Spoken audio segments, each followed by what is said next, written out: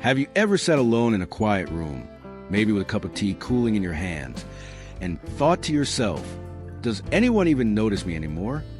Maybe your phone hasn't rung in days. Maybe people don't visit like they used to. The house feels a little too quiet, and the world just seems to be moving on without you. If that sounds familiar, you're not alone. It happens more than we like to admit, especially as we get older. Life changes. Kids grow up and get busy. Friends move, or sometimes they pass on. And suddenly, the warmth of connection we once took for granted feels a little out of reach. But here's something I want you to hear. Just because it feels like no one's there doesn't mean you can't still live a good, meaningful life, a peaceful life, a fulfilling one. In fact, this might be the moment where you start to live better than ever before. Not because someone else gives you permission, but because you choose to. In this video, we're going to talk about 6 simple but powerful tips that can help you live well, even when it feels like no one's watching or no one cares. And you know what? You deserve that. You deserve to feel strong, content, and proud of how you live each day, no matter what's going on around you. So let's start with something that might surprise you. The first tip is about finding strength within yourself, not from outside validation. You see, when we're younger, we often rely on others to give us a sense of purpose. We take care of children, we go to work, we stay busy for everyone else. But when that noise quiets down, we're left with ourselves. And for many of us, that's a scary feeling at first. But here's the truth. Your relationship with yourself is the most important one you'll ever have. Start small. Each morning when you wake up, take a few quiet minutes just for you. Not to check your phone, not to turn on the TV, just to breathe. You can say something kind to yourself like, "Today is mine. I'm proud to be here." It may feel silly at first, but the more you speak to yourself with kindness, the more you start to believe it. That's not fluff. That's rewiring your mindset. And over time, it builds quiet strength, the kind that doesn't need applause. Now, once you start to feel that inner calm, that quiet confidence, you'll begin to realize that peace doesn't always come from people. Sometimes it comes from having routine. That's our second tip. When no one else is knocking at the door or asking for your time, it's easy to let the days blend together. One nap turns into 2, and suddenly you're wondering where the week went. But a gentle, meaningful routine gives your day shape. It reminds you that your time still matters. That doesn't mean filling your schedule, like it's a calendar from your working days. No, this is your time now. Keep it simple. Wake up around the same time each day. Make your bed. Water the plants. Open the windows and let in the fresh air. Take a short walk, even if it's just to the mailbox. Prepare a nourishing breakfast. Maybe some warm oatmeal with fruit or an egg with toast. The key is not what you do, it's that you do it. Consistency brings clarity. And when your day has a gentle rhythm, it brings a quiet kind of joy. And here's where it gets interesting. The third tip is one that a lot of people overlook, but might be the most powerful. Create something. You don't have to be an artist, a writer, or a musician. You just have to let something come out of you that wasn't there before. Because when no one else is pouring into you, creativity is a way to pour back into yourself. Maybe you sit down with a notebook and write about a memory, not for anyone else, just for you. Maybe you sketch something you saw on your walk, or try out a new recipe and make it your own. Maybe you start a scrapbook or rearrange your space so it feels fresh and new again. Creation is healing. It reminds you that you're still growing, still imagining, still shaping your world, and that, my friend, is living. You see, when you create, you're not waiting for someone to notice you. You're showing yourself that you notice you, that your thoughts, your hands, your time, they still have value. And that sense of purpose, it grows quietly, day by day. Now that we've talked about building strength from within, finding comfort in a gentle routine, and creating things that make your soul feel alive, let's keep moving forward, because the next step is just as important. Sometimes, even with a routine and creative spark, there's still that lingering silence, that empty feeling like something's missing. And that brings us to the next tip. Nurture something outside of yourself. It doesn't have to be a person. It could be a plant, a pet, even a little garden on your windowsill. Taking care of something, watching it grow, checking in on it each day, brings a gentle kind of companionship into your life. It gives you something to look forward to, a sense of connection that doesn't rely on anyone calling or stopping by.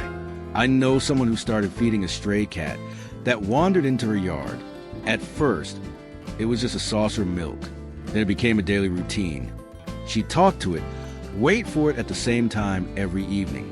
That little moment, that simple relationship, brought her more joy than most conversations she'd had in years.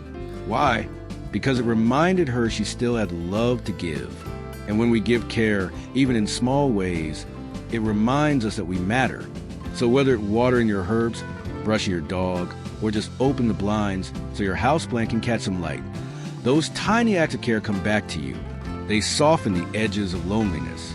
They remind you that you still have purpose, still have presence. And speaking of presence, the fifth tip is something a lot of people underestimate. Move your body. Now, I'm not talking about running marathons or doing complicated exercises. No need to push your limits or break a sweat unless you wanna. What I mean is gentle, joyful movement. The kind that makes your body feel alive, not punished. Stretching your arms overhead when you wake up, rolling your shoulders, turning your head side to side, taking a walk around the block while listening to the birds, dancing a little in the kitchen while you wait for the kettle to boil. When you move your body, you send a signal to your mind. I'm still here. I'm still living. And that's a powerful message. You'd be amazed how much just 10 or 15 minutes of movement can do for your mood. It stirs up your energy, keeps your joint happy, and even helps you sleep better at night. It's not about looking young. It's about feeling awake, feeling present, and treating your body like it's still worth moving. Because it is. And here's something beautiful that happens when you start moving more, creating, caring, and establishing rhythm in your days. You begin to realize you're building a life on your terms. A quiet strength starts to grow. You're no longer waiting for someone to include you. You're not holding your breath for that phone call or invitation. You're choosing each day as it comes. That kind of freedom is rare and powerful. Now, I know all of this might sound simple, and you might even be thinking, what's the point? I've lived a long life. Isn't this just what aging looks like? But let me tell you, aging is not the end. It's just another chapter. And in this chapter, you get to write the rules. You get to decide what joy looks like now. Because joy doesn't always come in big parties or loud laughter. Sometimes it's in the quiet sip of hot tea while the sun comes through your curtains. It's in the tiny flower blooming outside your window. It's in the way your body stretches after a good nap. And yes, it's even in the silence, the kind you made peace with. You've already made it through so many storms. You've endured loss, change, uncertainty, and you're still here. That alone is a kind of victory. So don't let the absence of attention or visitors convince you that you're invisible. You're not. You're still here. You still matter. And you can still live well, live fully, even when it feels like no one else sees you. But living well doesn't mean doing it all alone. That's why the next tip we're going to talk about is so important. It's something that might just shift the way you see connection, even in this quiet season of life. Let's take a moment and ease into that next step, because it's something that might surprise you in the best way. You see, connection doesn't always have to come from family or friends or the people you've known for years. Sometimes the most beautiful connections come from the most unexpected places. And that brings us to the sixth and final tip. Stay open to small, simple moments of connection, even if they're with strangers. I know that might sound a little odd at first. You might be thinking, what kind of connection could I possibly find now? But hear me out. Sometimes, all it takes is a smile at the grocery store, a short chat with the clerk who bagged your groceries, waving at the neighbor who walks by with their dog each morning. These moments may be small, but they are real. And more importantly, they remind you that you're still part of something. You're still part of this world. You don't have to join a club or attend social events if those things feel too overwhelming. But maybe you say hello to someone new at the park. Maybe you compliment someone's scarf while you're waiting in line. Or maybe, and this one is especially beautiful, You start leaving kind notes around your neighborhood. Just a little card on a bench that says, "You're not alone," or "Hope you're having a good day." It might seem silly, but what you're doing is putting a bit of love out into the world, and you'll be surprised how much it finds its way back to you. Being open to these tiny connections doesn't mean chasing friendships or clinging to the past.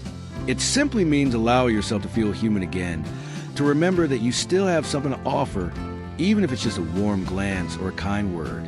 And sometimes, the smallest gestures make the biggest difference. I once met a woman in her 70s who told me that the highlight of her week was taking her morning walk near a local school. Not because she had kids there, but because every morning the same group of children would wave at her as they arrived. They started calling her the Smiling Lady. She didn't know their names and they didn't know hers, but it made her feel seen. It gave her a reason to keep walking, to keep showing up. That's the power of simple connection. It doesn't have to be deep to be meaningful. So here we are. We've talked about 6 things that, taken together, can truly transform how you experience each day, especially those days when the world feels distant and quiet. You've got your inner strength, your peaceful routine, your creative spark, the act of caring for something, moving your body with joy, and finally, staying open to the little connections all around you. Each one of these is a thread, and when you weave them together, they make something strong, something beautiful. They make your life. You might still have days where the loneliness creeps in. That's okay. It happens. But now you have tools. You have choices. You're not powerless. You're not forgotten. You're a whole person with a whole life still to live, in your own way and on your own terms. And the best part is, living well at this stage doesn't require approval. It doesn't require applause. It just requires a little intention and a little belief in yourself. You've already proven you're strong. You've made it through hard takes, goodbyes, changes you never saw coming. You're wiser now, and that wisdom, that quiet power, is your greatest gift. So if no one else has told you lately, let me say this. You're doing beautifully. The way you get up each day, the way you carry yourself through the silence, the way you keep finding meaning, that's not nothing. That's courage. That's grace. Now, I'd love to hear your thoughts. What do you do on days when things feel a little too quiet? Have you found a small habit or moment that lifts your spirits? Share in the comments. You never know who you might inspire. And if this video brought you a bit of comfort or hope, go ahead and give it a like. It really helps others find it too. And if you like more videos like this, simple, honest, helpful, don't forget to subscribe. This space is for you. Here's to living well, not for applause, not for attention, but because you are worth it, always